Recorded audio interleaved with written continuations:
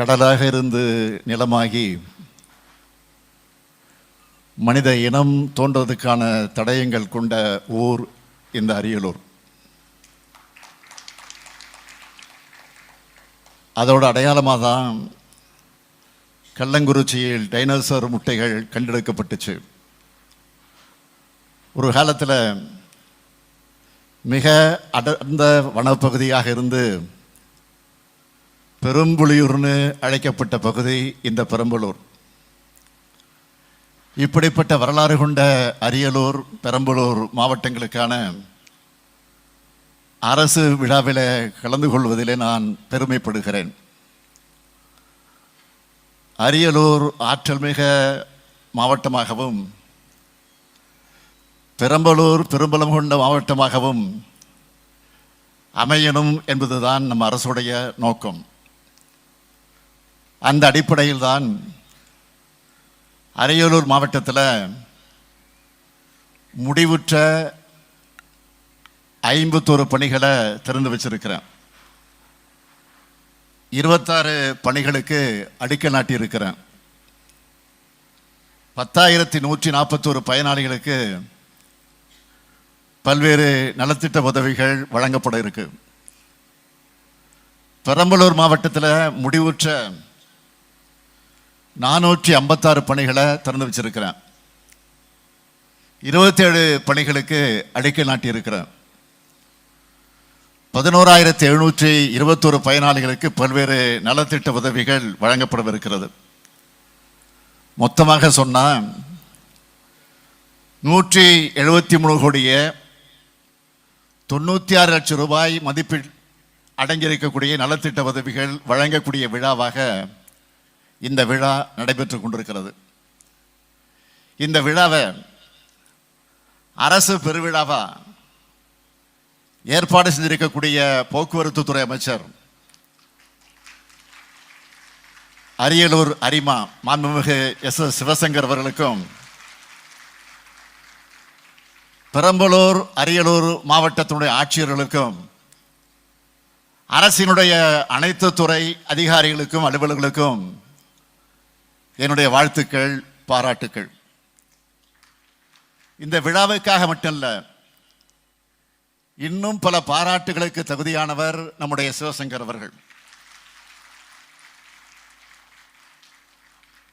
2021 மே 7ஆம் தேதி முத்துவேல் கருணாநிதி ஸ்டாலினும் நான் பதவியேற்றேன். பதவியேற்று கோட்டைக்கு வந்து நான் போட்ட முதல் கையெழுத்தே மகளிருக்கு கட்டணமில்லா விடியல் பயண திட்டத்துக்கு தான். உழைக்கும் மகளிருக்கு உறுதுணையாகவும் அவங்க பொருளாதார ரீதியாக உயர அடித்தளமிடக்கூடிய திட்டமாகவும் இந்த திட்டம் மிக சிறப்பாக செயல்பட்டு வருது. இந்த திட்டம் தொடங்கப்பட்டதிலிருந்து மகளிர் இப்போ வரைக்கும் 575 கோடி முறை பயணங்கள் மேற்கொண்டிருக்கிறாங்க. தமிழ்நாட்டு பெண்களுடைய சமூக பங்களிப்பை அதிகரிச்சிருக்கக்கூடிய இந்த மகத்தான திட்டத்திற்கு பொறுப்பேற்று செயல்படுத்தி வர்றவதான் நம்முடைய சிவசங்கர் அவர்கள் என்பதை நான் இங்கே குறிப்பிட விரும்புகிறேன். 3 ஆண்டுகளுக்கு முன்னால பண்டிகை காலங்களில் சென்னையிலிருந்து தங்களுடைய சொந்த ஊர்களுக்கு மக்கள் கிளம்பும் போது பேருந்துகள் கிடைக்காம நெருக்கடியை சந்திச்சாங்க.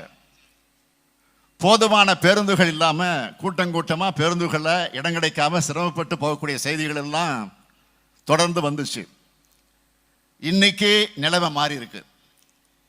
சமீபத்தில் தீபாவளி நாள் விடுமுறைக்கு சென்னையிலிருந்து மக்கள் அவங்க சொந்த ஊர்களுக்கு கிளம்பினப்போ கடைசி பேருந்தும் கிளம்பின பிறகுதான் நம்முடைய அரியலூருக்கு கிளம்பேன்னு போக்குவரத்து வசதிகள் ஏற்பாடு செஞ்சு தந்துட்டு அரியலூர் வந்தவர் நம்முடைய சிவசங்கர் அவர்கள். எனவே அவருடைய பணிகளை நான் மனதார பாராட்டுகிறேன்.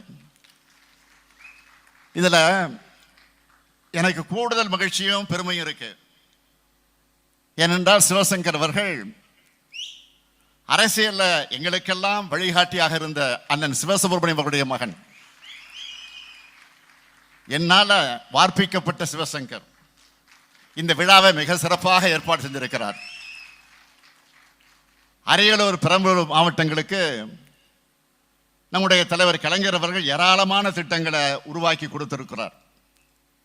இன்னும் சொல்லணும்னா, இந்த அரியலூர் மாவட்டத்தை உருவாக்கி கொடுத்தவரும் முத்தமிழறிஞர் கலைஞர் அவர்கள் தான்.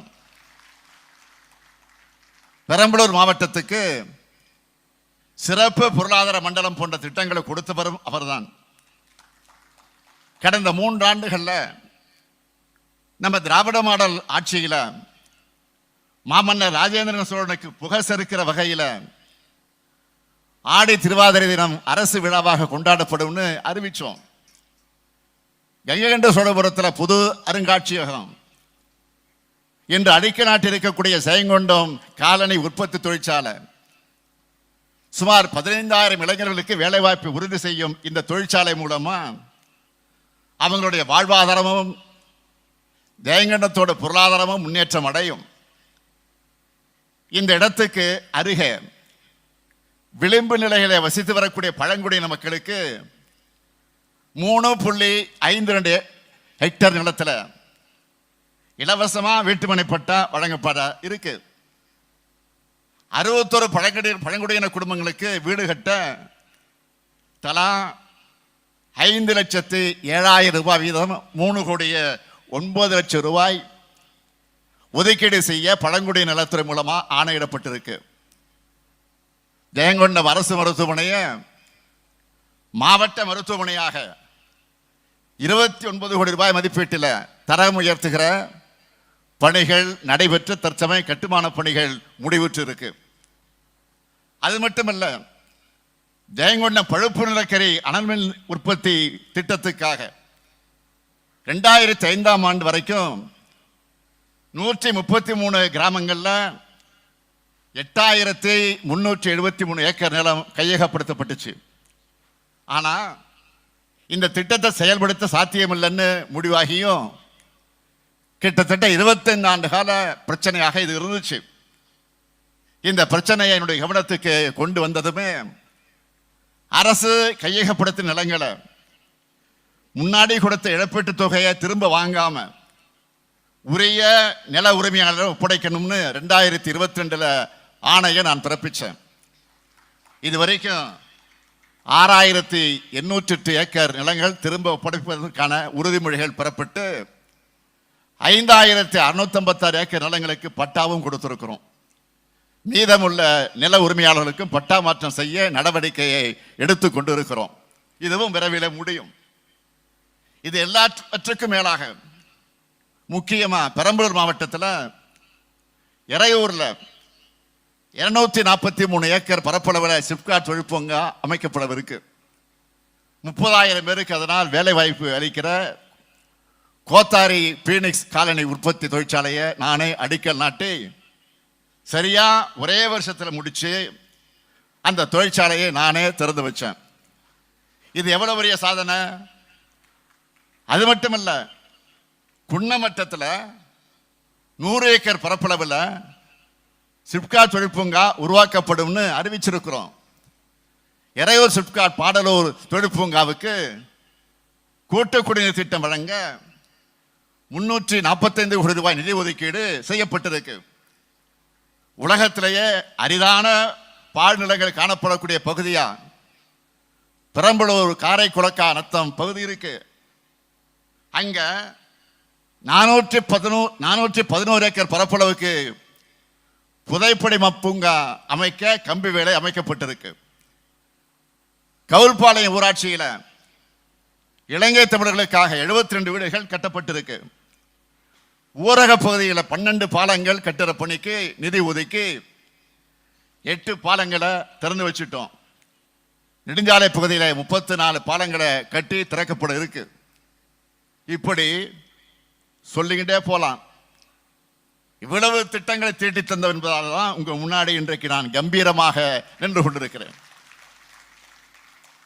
இன்னும் பல திட்டங்களை தீட்டித்தர நினைக்கிறதுனால தான் உங்களை பார்க்க நான் மகிழ்ச்சியோடு வந்திருக்கிறேன். நம்முடைய மாண்புமிகு அமைச்சர் சிவசங்கருடைய கோரிக்கைகளை ஏற்று முக்கியமான திட்டங்கள் சிலவற்றை இப்போ இந்த மேடையில் அறிவிக்க இருக்கிறேன். அரியலூர் மாவட்டத்தில் இருக்கக்கூடிய நதியனூர் கூட்டு குடிநீர் திட்டம், வெற்றியூர் கூட்டு குடிநீர் திட்டம், ஜெயங்கொண்டம் உடையார்பாளையம் நகரங்களுக்கான கூட்டு குடிநீர் திட்டங்கள் 3,20,00,000 மதிப்பீட்டில் அது மேம்படுத்தப்படும். அரியலூர் மற்றும் பெரம்பலூர் மாவட்டங்களை சார்ந்த 645 கிராம குடியிருப்புகளுக்கான கூட்டு குடிநீர் திட்டம் 42 கோடி ரூபாய் செலவில் மேம்படுத்தப்பட்டு தடையின்றி போதிய குடிநீர் வழங்கப்படும். அரியலூர் மாவட்ட ஆட்சியர் அலுவலக வளாகத்தில் தீயணைப்பு மற்றும் மீட்பு பணி நிலையத்திற்கு 4,30,00,000 ரூபாய் செலவில் புதிய கட்டடம் கட்டப்படும். அரியலூர் வட்டம் வாரணவாசி கிராமத்தில் மருதையாற்றின் குறுக்கே 25 கோடி ரூபாய் மதிப்பீட்டில் புதிய தடுப்பணை கட்டப்படும். அரியலூர் மாவட்டத்தில் இருக்க துணை சுகாதார நிலையங்களில் வாடகை கட்டடத்தில் இயங்கி வரக்கூடிய 35 துணை சுகாதார நிலையங்களுக்கு 15 கோடி ரூபாய் மதிப்பீட்டில் சொந்த கட்டடங்கள் கட்டப்படும். கால்நடை பராமரிப்பு துறைக்கு ஒருங்கிணைந்த அலுவலக வளாகம் 3,74,00,000 ரூபாய் மதிப்பீட்டில் கட்டப்படும். பெரம்பலூர் மாவட்டத்தில் கூடலூர் ஜமீன் பேரையூர் சாலையில் மருதையாற்றில் வெள்ளப்பெருக்கு ஏற்படும் போது சுற்றி இருக்கக்கூடிய கிராம மக்கள் பெரும் சிரமத்திற்கு ஆளாகிறாங்க. இவங்களுக்கு பயனளிக்கக்கூடிய வகையில் 24 கோடி ரூபாய் செலவில் மருதையாற்றின் குறுக்கே உயர்மட்டம் பாலம் அமைக்கப்படும். வெங்காய உற்பத்தியில் முன்னிலை இருக்கக்கூடிய பெரம்பலூர் மாவட்ட விவசாயிகள் பயன்பெறக்கூடிய வகையில் புதிய வெங்காய விற்பனை மையம் அமைக்கப்படும். அரசு பள்ளி மாணவர்களுக்கு உயர்தர கல்வி பயிற்சிகள் வழங்குகிற அரசு மாதிரி மேல்நிலைப்பள்ளி பெரம்பலூர்ல வாடகை கட்டடத்தில் இயங்கி வருது. இந்த பள்ளியை மேம்படுத்தக்கூடிய வகையில் 56 கோடி ரூபாய் செலவில் புதிய வகுப்பறை மற்றும் விடுதி கட்டடங்கள் கட்டப்படும். அது மட்டுமல்ல, இன்று காலை அமைச்சர் மற்றும் சகோதரர் நாடாளுமன்ற உறுப்பினர் நம்முடைய அன்புக்குரிய திருமாவளவன் அவர்களோடு அரியலூர் வழக்கறிஞர் சங்கத்தினர் என்னை சந்தித்த போது அரியலூர் மாவட்டத்தில் உள்ள அனைத்து நீதிமன்றங்களும் ஒரே இடத்தில் செயல்படக்கூடிய வகையில் ஒரு நீதிமன்ற வளாகம் தேவை என கோரிக்கை விடுத்தனர். இன்று காலை தான் இதனை ஏற்று அரியலூரில் 101.5 கோடி ரூபாய் செலவில் ஒரு ஒருங்கிணைந்த நீதிமன்ற வளாகம் அமைக்கப்படும் என்பதை மகிழ்ச்சியோடு நான் தெரிவித்துக் கொள்ள விரும்புகிறேன். திட்டத்தை அறிவிச்சோம், நிதி ஒதுக்கணும், அதிகாரிகள் பார்த்துக்குவாங்கன்னு ஓய்வு எடுக்க போறவன் நான் இல்லை. ஒரு சிலர் இருந்தாங்க. அப்போ ஒரு சிலர் இருந்தாங்க. கடந்த காலத்தில் நாட்டில் என்ன நடக்குதுன்னு தெரியாது, தெரிஞ்சாலும் தெரியாத மாதிரி அப்படியா டிவியில் பார்த்து தான் தெரிஞ்சுக்கிட்டேன். பிரச்சனைகளை கண்டுகொள்ளாமல் இருந்தாங்க. நான் பிரச்சனைகளை நேர்கொண்டு நிற்கிறேன், அந்த பிரச்சனையை தீர்க்கிறேன். மக்களுக்காக பார்த்து பார்த்து திட்டங்களை தீட்டுகிறேன். திட்டங்கள் எப்படி செயல்படுதுன்னு கள ஆய்வு செய்கிறேன். சொன்ன நாளுக்குள்ள திட்டங்களை திறந்து வைக்கிறேன். அதனால தான் இந்த ஸ்டாலின் எங்கே போனாலும் மக்கள் மகிழ்ச்சியோடு வரவேற்கிறாங்க. தேடி வந்து மனுக்களை கொடுக்குறாங்க. எந்த குறையை நிச்சயமாக போக்குவாருங்க நம்பிக்கையோடு தராங்க அந்த மனுக்களை. அந்த நம்பிக்கையை நான் என்னாலும் காப்பாற்றுவேன் என்று உறுதி தருகிறேன். தமிழ்நாட்டு மக்கள் என் மேலையும் திமுக மேலையும் வச்சிருக்கக்கூடிய நம்பிக்கையும் அளவில்லாமல் பொழியக்கூடிய அன்பையும் எதிர்கட்சி தலைவராக இருக்கக்கூடிய மாண்புமிகு பழனிசாமி அவர்களுக்கு கொஞ்சம் கலக்கத்தை ஏற்படுத்தி இருக்கு. கொஞ்சம் நிறைய கலக்கத்தை ஏற்படுத்தி இருக்கு. எங்க மக்கள் இன்றைக்கு எப்படியெல்லாம் வரவேற்பு தருகிறார் என்பதை அவங்களும் பார்க்குறாங்க. ஆக நம்முடைய மக்கள் எல்லாம் எங்களை மறந்து விடுவாங்களோ, தன்னை மறந்து விடுவாங்களோ நினைச்சு நாள்தோறும் மீடியா முன்னாடி போய் நின்று கொண்டு பொய் மூட்டைகளை அவிழ்த்து விட்டு கொண்டிருக்கிறார். 2011ஆம் ஆண்டு முதல் 2021ஆம் ஆண்டு வரை 10 ஆண்டு காலம் ஏதோ அவங்க சிறந்த ஆட்சியை தந்ததாகவும் அம்மையார் ஜெயலலிதா அவருடைய ஆட்சியில் இருந்தப்போ நிறைய திட்டங்களை கொண்டு வந்து அவர் மறைவுக்கு பிறகு 4 ஆண்டு தான் சிறப்பாக நாங்கள் ஆட்சி செஞ்சதாகவும் சிரிக்காம பேட்டி கொடுத்திருக்கிறார். பொய்க்கு மேக்கப் போட்டா அது உண்மையாக இடாது, இன்னும் பளிச்சுன்னு அது அம்பலப்பட்டு போகும். தொழில் முதலீட்டாளர் மாநாடு ஒன்று நடத்தினார் பழனிசாமி அவர்கள், உங்களுக்கு தெரியும். 3 லட்சம் கோடி ரூபாய் முதலீட்ட தமிழ்நாட்டுக்கு கொண்டு வந்து சேர்த்துட்டேன்னு பெருமையோடு பேசினார். நான் கேட்கிறேன், மாண்புமிகு எதிர்க்கட்சி தலைவராக இருக்கக்கூடிய பழனிசாமி அவர்களே, நீங்க நடத்தின முதலீட்டாளர் மாநாடு மூலமா எவ்வளவு முதலீடுகள் வந்துச்சு? இதனால வேலை வாய்ப்பு பெற்றவங்க எத்தனை பேர்? இதையெல்லாம் புள்ளி விவரத்தோடு உங்களால் சொல்ல முடியுமா? வந்தவங்களையும் விரட்டிட்டாங்க. ஏன்னா கரப்ஷன், கமிஷன், கலெக்ஷன். அந்த ஆட்சிக்கு பயந்து தமிழ்நாட்டை விட்டு ஓடி போனவங்க பல பேர். நம்ம திராவிட மாடல் ஆட்சி தான் திரும்ப அவர்கள் அழைச்சி கொண்டு வந்து தொழில் மறுமலர்ச்சியை இன்றைக்கு ஏற்படுத்தி கொண்டிருக்கிறோம். கடந்த 3 ஆண்டுகளில் 31 லட்சம் பேர்களுக்கு நேரடி மற்றும் மறைமுக வேலைவாய்ப்பை உருவாக்கக்கூடிய வகையில் 10 லட்சம் கோடி ரூபாய் முதலீடுகளை ஈர்த்திருக்கிறோம். புரிந்துணர்வு ஒப்பந்தங்களுக்கு கையெழுத்து போட்டுக்கிறோம். உடனடியாக அவர்களை தொழில் தொடங்க எல்லாவித முயற்சியில் எடுத்துக் கொண்டிருக்கிறோம். நானே பல திறப்பு விழாக்களுக்கு சென்று வருகிறேன், கலந்து கொண்டு வருகிறேன், திறந்து வைத்துட்டு வர்றேன். இதுதான் நல்ல ஆட்சியுடைய அடையாளம். ஆனால் பழனிசாமி ஆட்சியோட நிலைமை என்ன? எப்படா முடியும்னு இந்த ஆட்சி தன்மானம் உள்ள ஒவ்வொரு தமிழரும் காத்திருந்த நிலையிலே தான் இருந்தது பழனிசாமியுடைய ஆட்சி. ஆனால் திராவிட மாடல் ஆட்சி என்பது இது எங்களுடைய ஆட்சி, எங்களுக்கான ஆட்சி, எங்கள் வாழ்வை வளர வைக்கக்கூடிய ஆட்சி, என்னாலும் தொடரும் திமுக ஆட்சின்னு மக்கள் விரும்பும் லட்சிய ஆட்சியாக திராவிட மாடல் ஆட்சி விளங்குது. கடந்த வாரம் மேற்கு மண்டலம், சில நாட்களுக்கு முன்ன தென் மண்டலம், இன்றைக்கு மத்திய மண்டலம். ஆக தமிழ்நாட்டு மக்களாகி உங்க கூடவே நான் இருக்கேன். இப்ப மட்டுமல்ல, கிட்டத்தட்ட 60 ஆண்டுகளா நான் மக்களோடு தான் இருக்கேன். ஏதோ தேர்தலுக்காக வருவதில்லை, நான் உங்கள் தேவைகளை அறிந்து தீர்த்து வைப்பதற்காக எப்பொழுதும் உடனிருப்பவன் தான் இந்த முத்துவேலு கருணாநிதி ஸ்டாலின் என்பதை மறந்துடாதீங்க. இந்தியாவினுடைய முதன்மை மாநிலமா தமிழ்நாட்டை உருவாக்க திராவிட மாடல் அரசு பாடுபடுது. அந்த வளர்ச்சியை உறுதி செய்யத்தான் ஒவ்வொரு மாவட்டத்திலும் கள ஆய்வு செய்கிறோம். ஒவ்வொரு பயணத்திலையும் ஒரு அனுபவம் மறக்க முடியாததாக அமைந்து விடுகிறது. கடந்த வாரம் விருதுநகர் பயணத்தில் அன்னை சத்யா குழந்தைகள் காப்பகத்துக்கு நான் போனது. ஏன்னா வாழ்நாள் முழுமைக்கும் மறக்க முடியாததாக அது மாறிடுச்சு. அந்த காப்பகத்தில் இருந்த குழந்தைகளுக்காக நான் கேக், பழம் வாங்கிட்டு போய் பார்த்தேன். அவங்க கூட இருந்த ஒவ்வொருவரையும், அந்த நேரத்தில் ஒவ்வொருடையும் அவங்க மேல என் மேல காட்டின பாசமும் என்னை உருக வச்சுது. ஒரு முதலமைச்சர் நம்ம பார்க்க வராரு, ஃபார்மாலிட்டிக்காக பேசுற மாதிரி எந்த பாசாங்கும் அந்த குழந்தைங்க கிட்ட இல்லை. அப்பான்னு அவங்களோட இதயத்திலிருந்து வந்த சொல் என்னுடைய இதயத்தில் ஆழமாக பதிஞ்சிச்சு. 3 ஆண்டு ஆட்சியில நிதி நெருக்கடி, திட்டமிட்ட அவதூறுகள், செயற்கையாக உருவாக்கப்படக்கூடிய தடைகள் எதையும் பொருட்படுத்தாம எதிர்கால தமிழ்நாடு நலமான தமிழ்நாடாக இருக்கணும்னு திட்டங்களை செயல்படுத்திக்கிட்டு இருக்கோம்.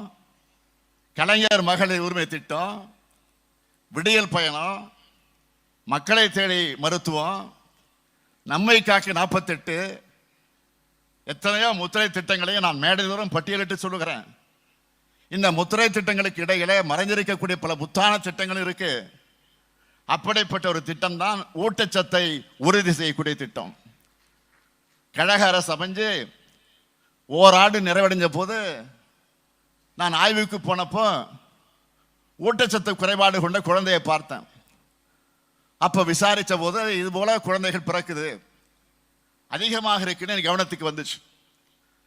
நம்ம குழந்தைகள், தமிழ்நாட்டு குழந்தைகள், அவர்கள் திடமாக இருக்கணும்னு கடந்த 21/5/2022 அன்று நீலகிரி மாவட்டத்தில் இருக்கக்கூடிய முத்தோரை குழந்தைகள் மையத்தில் ஊட்டச்சத்தை உறுதி செய்ய திட்டத்தை தொடங்கி வச்சேன்.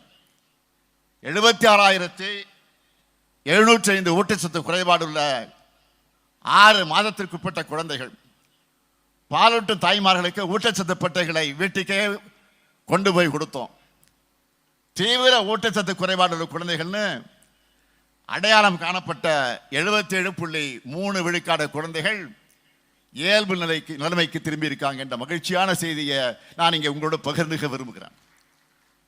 இதோட அடுத்த கட்ட திட்டம் தான் இன்னைக்கு 22 கோடி ரூபாய் மதிப்பீட்டில் வாரணவாசி குழந்தைகள் மையத்தில் இந்த திட்டத்தோட 2வது கட்டத்தை தொடங்கி வச்சுட்டு இங்கே வந்திருக்கிறேன். இந்த நேரத்தில் எல்லா மாவட்டங்கள்லையும் இந்த திட்டம் தொடங்கி வைக்கப்பட்டிருக்கு. இதெல்லாம் கட்சியை தாண்டி, அரசியலை தாண்டி, தேர்தலை தாண்டி செய்ய நினைக்கிறது. மிக மிக பிற்படுத்தப்பட்ட சமுதாயத்தை சார்ந்தவன் நான் சொன்னார் தலைவர் கலைஞர் அவர்கள். எத்தனை மிக மிக வேண்டுமானாலும் போட்டுக் கொள்ளுங்கள் என்று சொன்னார். என்னை பொறுத்தவரையிலும் மிக மிக மிக நலிந்த மக்களுக்கான ஆட்சியா இந்த ஸ்டாலின் ஆட்சி இருக்கணும்னு நான் நினைக்கிறேன்.